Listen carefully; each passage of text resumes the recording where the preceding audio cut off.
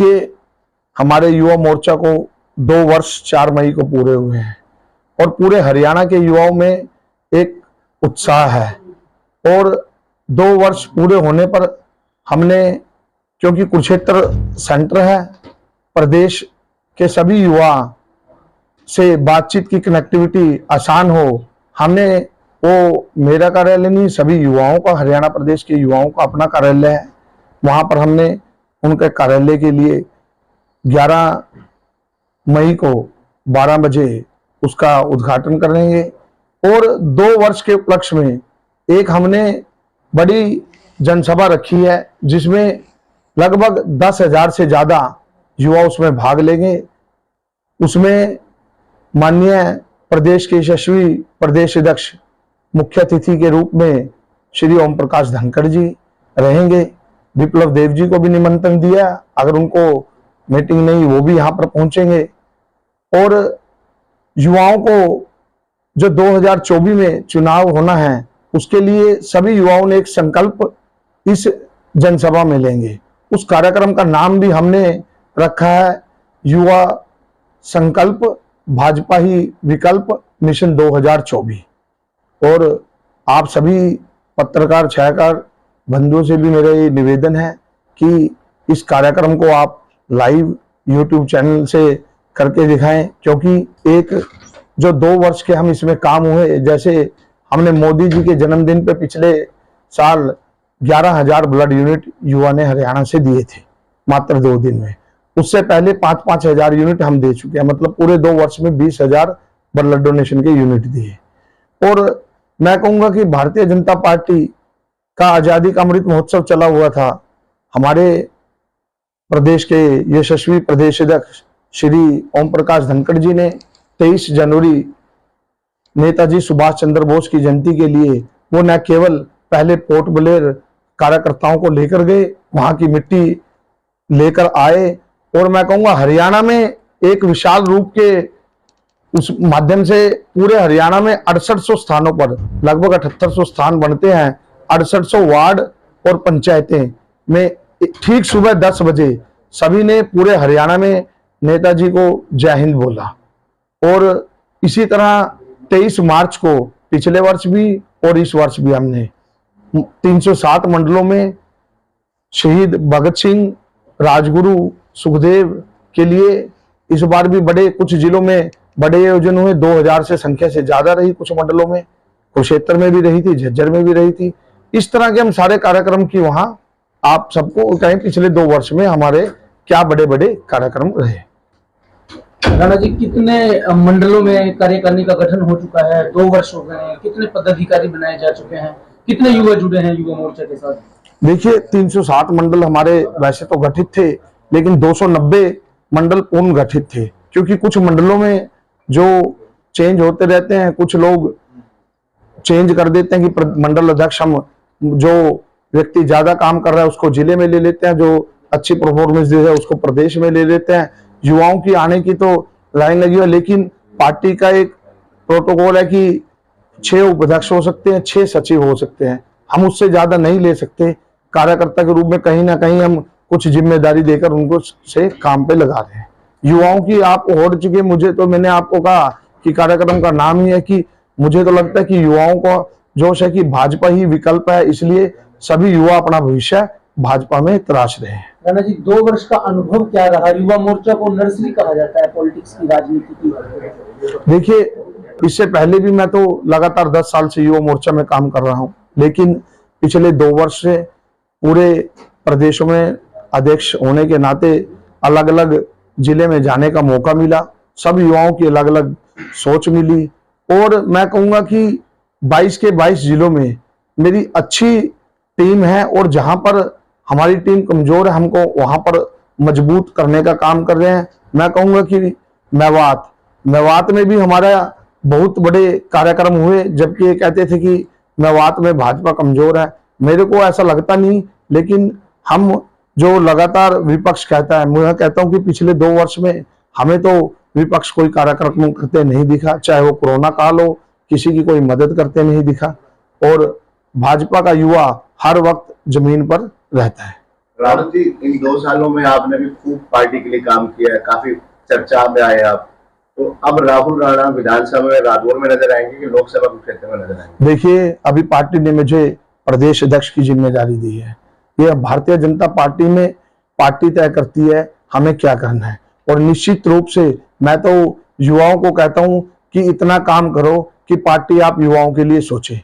वो पार्टी तय करेगी, पार्टी का फैसला तय करेगा कि युवाओं को चुनाव लड़ाना है। अभी मुझे संगठन की जिम्मेदारी दी गई है, मैं प्रदेश अध्यक्ष के नाते पूरी जिम्मेदारी निभाऊंगा। एक चर्चा है कि रादौर में जिस प्रकार श्याम सिंह राणा जी भी एमएलए रह चुके हैं, कहीं ना कहीं मजबूती है समाज की तरफ से देखे तो, और आप पूरे हरियाणा में सक्रिय हैं। चर्चा है कि राहुल राणा लोकसभा कुरुक्षेत्र से चुनाव लड़ सकते हैं, रादौर से भी लड़ सकते हैं। आपकी खुद की इच्छा क्या है, अगर पार्टी आपको आपकी राय भी लेती है तो? मेरी तो जो पार्टी तय करेगी, मैं पार्टी का सच्चा सिपाही हूँ। इससे पहले मैं 2016 में यहाँ से 35 किलोमीटर जाके जिला परिषद का चुनाव लड़ा था। मेरा मातृगांव तंगोर है, मेरी माता जी के नाम से लड़ा था, क्योंकि यहाँ की सीटें रिजर्व हो चुकी थी। जब तो मैं 5 साल मेरी आयु आप घटा दो 2016 में, तब भी मैं बड़ी भारी 4000 वोटों से ज्यादा जीत कर आया था, और चेयरमैन की रोड में भी था। पार्टी ने तय किया कि चेयरमैन आपको नहीं बनाएंगे। जो पार्टी निर्णय लेती है मुझे स्वीकार है, वो पार्टी को तय करना है कि हमें चुनाव लड़ाना है नहीं लड़ाना। राहुल जी, 2 साल बाद कुरुक्षेत्र में कार्यालय खोल रहे हैं आप, तो इससे पहले युवा मोर्चा का कार्य कैसे चल रहा है? अब दफ्तर खोल रहे हैं। देखिए, हमारी पार्टी ने हर जिले में कार्यालय, लगभग 15 जिलों में हमारे कार्यालय खुल चुके हैं, ज्यादा में, और रोहतक और गुड़गांव और पंचकुला 3 प्रदेश कार्यालय है। हमें कहीं भी बैठक बुलानी है, कहीं भी हम प्रदेश कार्यालय में बुलाएंगे।